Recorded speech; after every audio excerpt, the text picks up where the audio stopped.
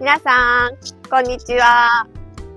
今日はオークランドからフェリーで40分ぐらいのところにあるワイヘキ島というところに来ています。今はこれ、ビーチにいるんですけれども、素晴らしいでしょう。私、このチャンネルを始めてから半年以上経ったんですけれども、ちょっとこの間とある方からご指摘を受けて、まだ私自身の自己紹介とかを一回もしたことがこの動画の中ではなかったので、今日はちょっと私のことと、あとこのチャンネルのこと、それからオークランドに来てからもう8ヶ月経ちましたので、その間に思ったことなんかを話していけたらと思います。私は50代の女性で日本に家族がいます。旦那と娘が2人と、あとは大好きな愛犬が1匹おります。で、娘2人は、上の娘がもうすでに社会人、下の娘は大学生ということで、彼女たちは彼女たちの人生をすでに歩んでいます。私、高校生の時に、もう何十年も前ですけども、高校生の時にアメリカのコネチカット州にサマーキャンプで1ヶ月32日間だったかな、行きまして、それが私の海外への興味を大きく揺さぶる経験になりまして、今に至るまでのスタート地点が多分そこだったというふうに自分では思っています。とは言いつつも、そのサマーキャンプから帰ってきてからは、特に海外旅行以外はですね、海外に縁がなかったんですけれど、今から12年前、2013年ですね、仕事でアメリカにカリフォルニア州に駐在するというチャンスを、1年間の駐在という機会をいただきまして、アメリカに1年住んでたことがあります。で、その時の経験が今こちらニュージーランドでも大きく影響しているなというふうに思っています。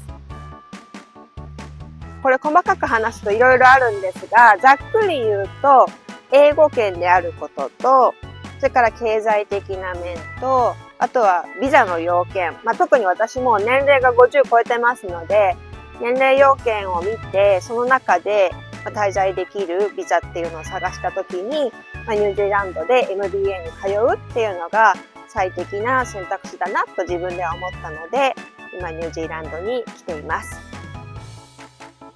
で、仕事は日本にいた時は普通に会社勤めをですね、もう四半世紀以上してます。50歳になる直前の時に、もうこの後の人生どうやって生きようかなみたいな、多分皆さん考えられると思うんですけれども、それを考えて、25年勤めてた会社を辞めて転職したりもしたんですけれども、結局最終的には先ほどお伝えしたそのビザの要件なんかがあって、もう会社を辞めて海外に住むっていう、ニュージーランドに住むっていう方に舵を切ったという背景があります。今こっちで何か仕事をしているのかというと、私大変ラッキーなことに今お仕事いただいてます。で、とあるニュージーランド企業の契約社員として、お仕事いただいてるんですが、契約社員って言っても、ちょっと日本の契約社員とはイメージ違ってて、バイトみたいなもんですね。だから働いた分だけ時給いくらっていうことで、給料いただくというような仕事をしてますので、あと、私今学生ビザでここに入ってますので、学生ビザって最大でも週に20時間までしか働けないっていう制約がありますので、そんなに大きく稼いでるということはないです。人は法理とかのこの方がたくさん稼いでると思います。あと仕事がないときはお給料もその分だけ低くなるというふうな生活で今しております。ニュージーランドに来て良かった点、悪かった点をお話ししようと思うんですけれども、前回日本に帰る直前、去年の年末にもちょっと動画を上げてまして、その時はこの3ヶ月間アサイメントに明け暮れましたというふうなことをお話ししてたと思うんですけれども、1月にこちらのニュージーランドに戻ってきてから、今5月までの4ヶ月間は、本当にのんびりした時間を過ごすことができて、国内旅行、ニュージーランドの北島の中も、トンガリロとかロトルアとかネピアとか、そういうところにも行けたりとか、あとオークランドの近場のところ、いろいろ回れたりとかして、楽しい時間でした。良い点としては、そういう生活ができて、いろんなとこ見れたっていうのはあるんですけれども、悪い点っていうことでもないんだけど、日本にいた時のやっぱり癖なのか、今日何しようっていう朝起きた時に感じることにすごく焦りを感じるっていうのが特に1月2月はありました。で、この4ヶ月間は MBA の授業もいろいろちょっと授業の関係で週に1回しか授業がなかったので、残りの6日間は仕事するとか、どっかに行くとか、あとこの動画の編集するとか、そんな生活をしていたんですけれども、その中で毎朝起きては今日天気いいなって、今日何しようみたいな、何もすることがないっていうことにすごく焦り焦燥感みたいなのが最初ありました。だけども、だんだんこのニュージーランドに住んでいる他の周りのキウイの方とかを観察していくと、毎日日々の生活で忙しくされてるんですよね。特別なことじゃなくて。なんてことのない毎日にすごく充実感を得られてるなっていうのが見てて分かったので、別にどっかに遊びに行くとか、なんか特別なことを毎日するとか、そんなことは必要なくて、この穏やかな毎日をいかに楽しむかっていうのがニュージーランドの考え方、生き方なんだなっていうふうにすごく思いました。なので途中から私もなんかそれがすごく腹落ちして、今日何しよう、今日何しようじゃなくて、今日は何しようかな、ポジティブに考えられるようになってきました。悪い点ってあんまりないんだけど、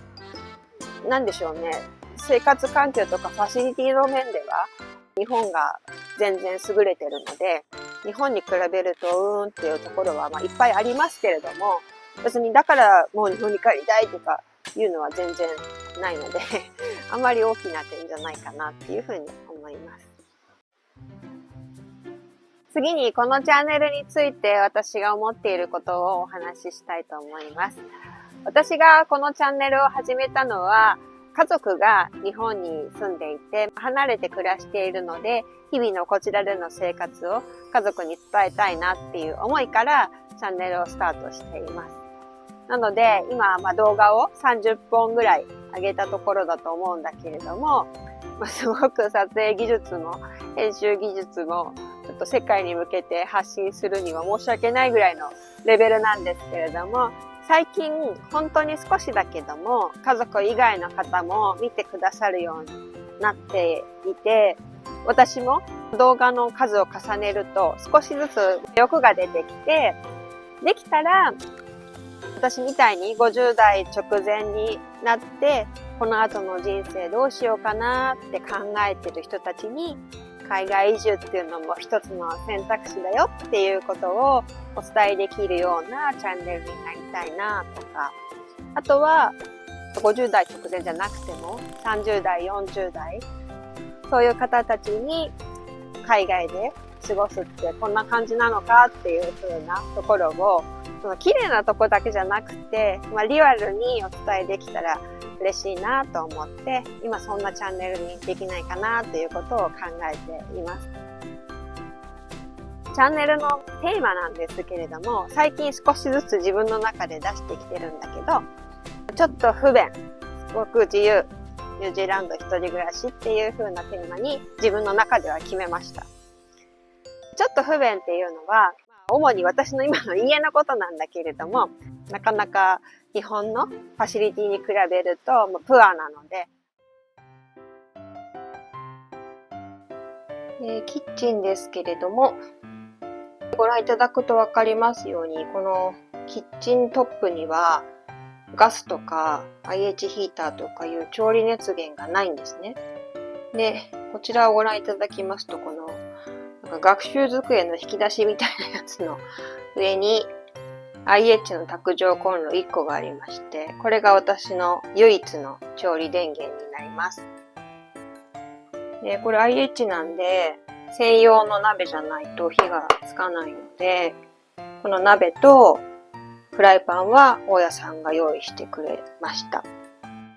こちらがトイレとシャワー、あと洗面所です。シャワーしかないので、これはこちらのうちのあるあるですけれども、このお風呂用の椅子とバケツを買ってシャワー浴びるときに、この椅子に座ってお湯を張ったバケツに突っ込んで足を温めながらシャワーを浴びるという風な工夫をしておりまして、これから冬になるのでちょっとそれでやっています。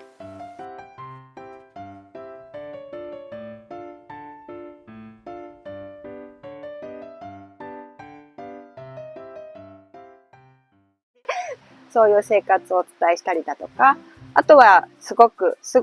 自由に時間を使える、今そういう時期なので、そういった部分もお話できたらいいなっていうふうに思っています。これを機会に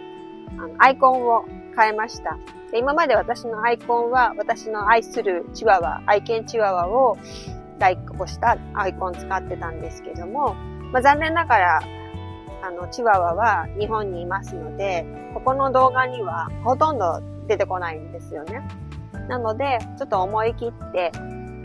アイコンを変えて、私がニュージーランドで暮らしてるっていうことがわかるようなアイコンにしました。以前の動画でも今 MBA に通っている同じクラスのいろんな国から来てる多国籍な同級生たち、クラスメートたちがすごく優秀だっていう話をしたと思います。今、彼女たちらに個別にちょっとインタビューする機会をいただいていて、彼らのお話を聞いて、そのために私の心はすごく揺さぶられるので、それを皆さんに何らかの形でシェアできたらいいなというふうに考えております。ということで、今日は私が最近このチャンネルについて思っていることや、今更ながらの自己紹介などをお話ししました。この後日本に帰りますけれども、こちらで取りためた素材がいくつもあるので、それは発信していこうかなと思っています。では、またね。バイバーイ。